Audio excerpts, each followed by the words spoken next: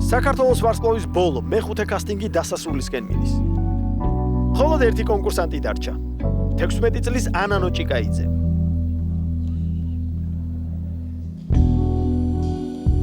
მე ვარ ანანო ჭიკაიძე 16 წლის თბილისიდან. 3 წლიდან მღერი და დედაჩემი მამეცადინებდა ვოკალში. ძალიან ბევრი მეგობარი მირჩევდა, რომ გამოსულიყავი ამ პროექტში, მაგრამ ბოლოს მამის სიტყვამ გაჭრა. რაც შემიძლია უდგევარ გვერდზე. დანარჩენი თავისი არის უფრო დამოკიდებული. იჭი ერთია და მონდომებაც უნდა ყველაფერს, რა ვიცი. და დედა სად არის? დედა რუსეთში არის 4 წელი წასი. აჰა. და ესე იგი მამა გულს შემატკირებს მთელი სულით და გულით ყოველთვის. და წავიდეთ, წავით, თაბანახოთ. ხო? წავით. გამარჯობა. რა ქვიათ, რა გვაქვს? ანანო ჭიკაიძე 16 წლის თბილისიდან. ჩაგვიჭიკჭიკა ანანო ჭიკაიძე მშვენივრად. ანანო თქვენ ასაკში კონკურსანტებს საერთოდ როგორც წესი ძალიან ბევრი გულშემატკივარი ელოდება ხოლმე. თქვენ მეგელოდებათ? მამა. მამა. დედა არ წამოვიდა საგულშემატკივროდ? არა, დედაჩემი საზღვარგარეთ არის. მუშაობს იქ? დიახ, მღერის. მღერის? მამაც მღერის და უკრავს. 10 წლები აქვს დედაჩემს დამთავრებული. რა მოგვიყევით თქვენი ოჯახის შესახებ? ჩემი მშობლები ოსინათლოები არიან. პირველი ჯგუფის. თქვენი მშობლები თავისი სამყაროთი შეხვდნენ ერთმანეთს და დიახ. ოსინათლოთა სკოლა ინტერნატში. ჩვენ არ ვყავართ ნანახი და თავიანთი აღქმით.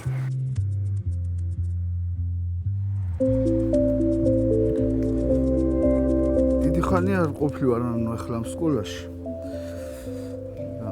აქ ბევრი რამე არის შეცვლილი. თუ შემოდიხარ ვატყობ ახლა თან და ქედა.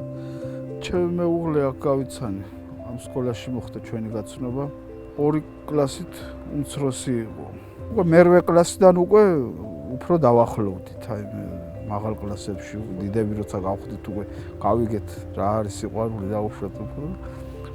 აი აქ ანუ როგორი ხოცდა ვიწრო არის, მაგრამ აი გამწოვდეს. აქ დავდივეთ ხოლმე სირბილით. ჩამორბილი როგორც ჩვეულებრივად ბავშვები და მხედველები დარბიან, ისე კიბერზე ჩამორბილდით ხოლმე. და სასადილო იყო იქ პირდი უკან.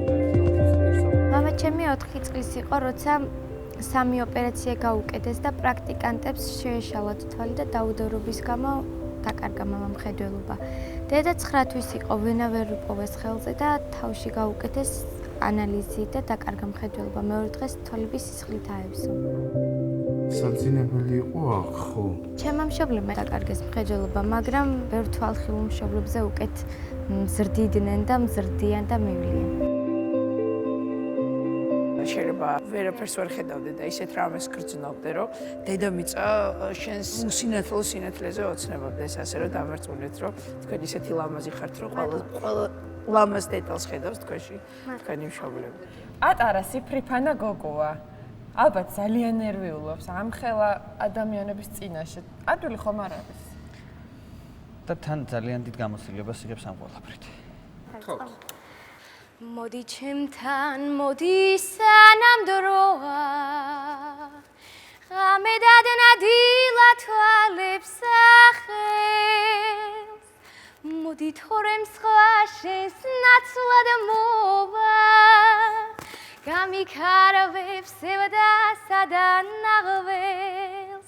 ვარდობის თვეს როგორ გავძლო მარტომ. ყვავილების ფიფქით ვივაციდან. ყვავილების სურნელება მათრობს. და ბავშვი ვიციყვარული.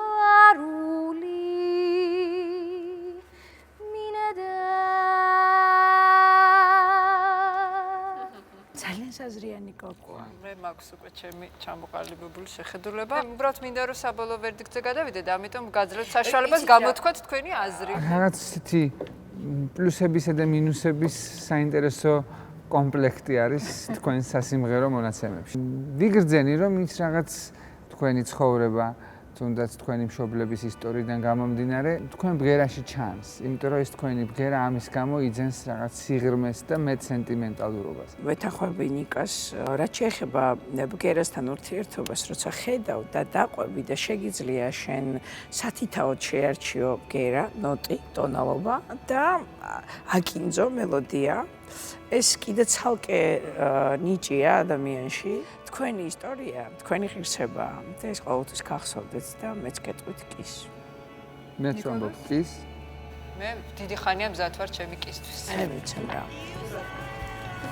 წარმატებას კის. მამიკოს ჩაეხუტეთ გარეთ რო გახოთ. ნახონდეს და დიდი დიდიმას გააგებინე რომ მეორე ეტაპზე გადავიდე.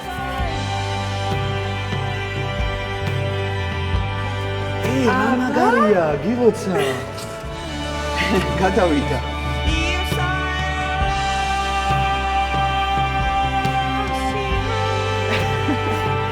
მე სიტყვები არ მაქვს.